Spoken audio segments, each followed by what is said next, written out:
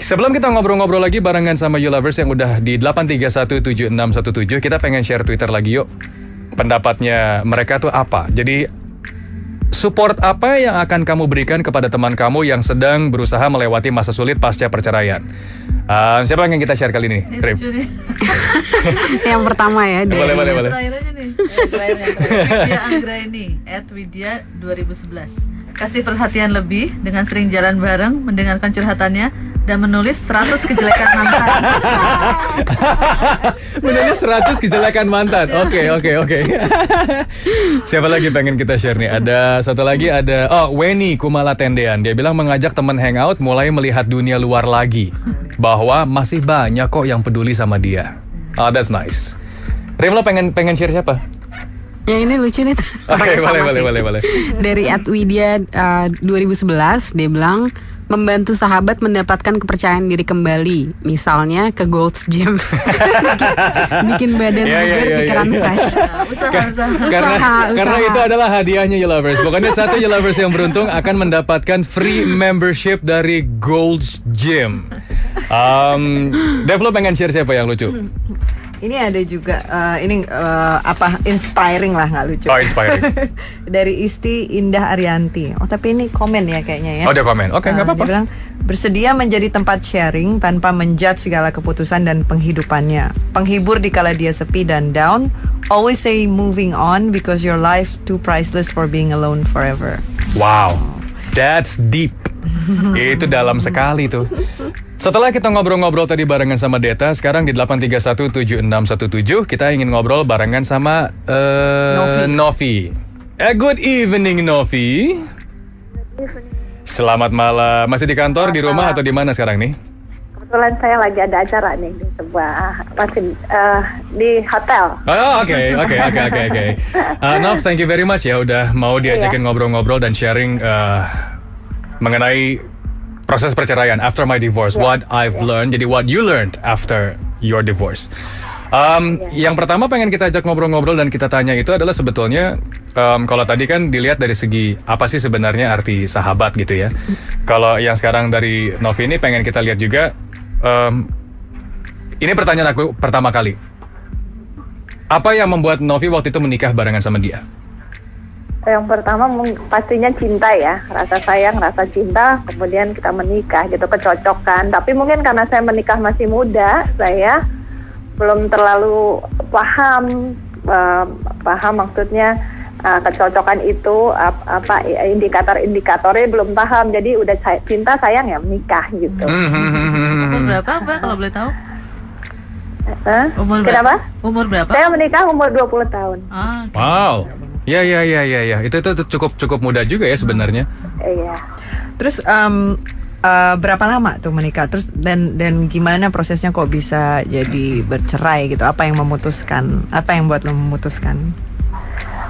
Saya menikah tuh selama 14 tahun ya. Di tahun ke-14 itu saya memutuskan untuk bercerai karena memang pertama-tama sejak 4 tahun terakhir kita sudah sering tidak sepaham lagi, tidak saling mengerti gitu ya, tidak saling mendukung gitu ya. Kemudian yang terakhir adalah perselingkuhan, dia melakukan selingkuh. Jadi ya sudah saya putuskan untuk tidak berlama-lama lagi, kasihan anak-anak gitu. Iya. Itu udah the last straw tuh ya, udah betul-betul terakhir kalinya tuh. Iya, terakhir. Sekarang boleh tahu how many kids? Ada berapa anak? Saya punya 2 anak. So how are you mom of 2 sekarang malam hari ini? Ya. How are you mom of 2 malam hari ini sekarang nih mom? Baik, gimana? Baik-baik aja. Baik-baik aja. That's good. Kalau nggak salah kan waktu abis cerai itu, waktu pertama kali cerai kamu nggak kerja ya? Terus gimana waktu itu bangkitnya lagi gimana tuh? Iya, memang sih ya sekuat apa orang gitu ya, setabah apapun pasti ketika menghadapi perceraian pasti jatuh ya, luka, sakit gitu ya. Seperti yang saya hadapi pertama-tama itu sakit sekali gitu ya, luka dan tidak bisa berbuat apa-apa, padahal pada saat itu saya tidak bekerja gitu. Karena memang suami saya ini waktu itu ya, mantan suami saya itu tidak sangat mendikte, kemudian sangat membatasi waktu gitu ya, gimana kita bisa mengembangkan diri, tidak bisa menjadi diri sendiri walaupun saya sendiri punya potensi gitu ya. Bagus, pada kata-katanya saya suka. Saya sendiri punya potensi. Bagus. I saya love merasa that. punya potensi ya. Bagus. Jadi pada saat itu saya sudah mengelola sebuah lembaga pendidikan sih sebenarnya, cuman baru mulai gitu ya. Jadi pendapatan saya memang pastinya tidak cukup untuk menghidupi 2 anak pada saat itu. Tetapi yang pertama yang saya lakukan adalah menyembuhkan diri sendiri ya, karena luka itu kita harus bangkit dan menyembuhkan diri sendiri gitu ya. Karena pada saat itu fase-fase yang saya lewati, yang pertama fasenya pasti sedih, sakit, marah dan segala macam emosi gitu ya, bercampur emosi di situ ya, fase awal itu ya. Kemudian saya mencoba menyembuhkan luka, menyembuhkan diri sendiri pastinya ya. Yeah. Kemudian mencoba membangun percaya diri, karena orang yang bercerai itu pastinya melewati fase yang tidak percaya diri. Gagal, merasa gagal, merasa tak berharga gitu, merasa trauma, malu gitu ya. Malu sama keluarga, malu sama masyarakat gitu, malu sama orang-orang di sekitar kita gitu ya. Itu yang harus kita lakukan, yaitu membangun rasa percaya diri. Dan saya pada saat itu memang berjuang untuk membangun rasa percaya diri, karena sempat tidak mau bertemu keluarga atau menghadiri acara-acara keluarga, bertemu teman-teman gitu, minder gitu ya. Kemudian ya itu, saya nggak perlu menyesali kegagalan, menyesali ini berlama-lama. Saya kemudian ini untuk 2 anak saya harus bangkit. Apa yang harus saya lakukan gitu ya? Kemungkinan saya punya, ya itu tadi, saya punya potensi di bidang pendidikan, saya harus maju dan saya harus membuat bangga anak saya harus menjadi contoh yang baik gitu ya kepada anak-anak saya, karena bapaknya bukan contoh yang baik, karena kalau saya pikir seperti itu, karena dia mengalami anak saya harus mempunyai contoh gitu ya yang baik, sehingga saya yakin terhadap diri saya untuk menjalani apa cita-cita saya dulu ya.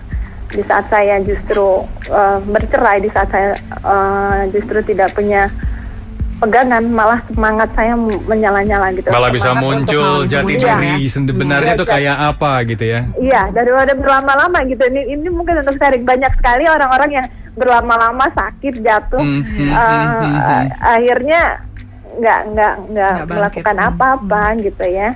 Kemudian saya sampai saat ini saya malah sudah menambah 2 gelar akademik saya untuk mengabdi di bidang pendidikan. Dia lagi ngambil S3 loh. Wow, ya, untuk ngambil S3. Kemudian saya juga sudah membagi, menjadi motivator bagi banyak orang-orang ya.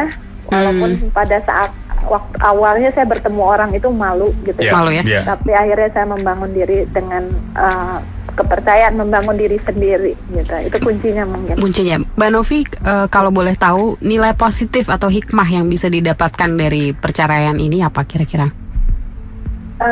Hikmah kita ya tadi bangkit, kita harus punya semangat kembali ya.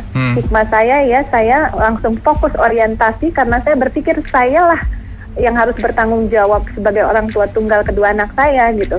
Sehingga saya fokus orientasi untuk tidak terombang-ambing dan menoleh ke belakang lagi. Saya lari ke depan, bukan hanya berjalan tapi harus berlari gitu ya, untuk mengejar masa depan saya yang sudah mungkin 14 tahun lalu ketinggalan. Keren. Gitu. Ini kayaknya mesti dikasih tepuk tangan lagi kayaknya. Bener-bener. So all the single moms out there yang betul-betul perjuangannya luar biasa. Pokoknya 3 hal yang bisa kita dapatkan, tadi udah ngobrol-ngobrol barengan sama Novi malam hari ini adalah, yang pertama menyembuhkan diri sendiri dulu. Yang kedua itu membangun kembali kepercayaan dirinya, dan yang ketiga jangan lama-lama. Jangan lama-lama. Udah. Mau sedih. Haruskan tujuan hidup ya. Iya, sedih boleh dong. Kalau kayak gitu sedih boleh, tapi jangan berlama-lama. Itu yang dibilang sama Novi juga. Harus berlari ke depan. Harus berlari ke depan. Nov, terima kasih sekali udah berbagi cerita dan pengalaman positif, pesan-pesan positifnya juga luar biasa. Good luck untuk kedepannya semuanya. Mudah-mudahan bahagia dan sukses terus ya. Bye. Thank you very much. Good night. Tapi bener deh, kalau udah ngobrol-ngobrol tadi itu ya, gue kadang-kadang laki tuh ngalamin ini nggak ya?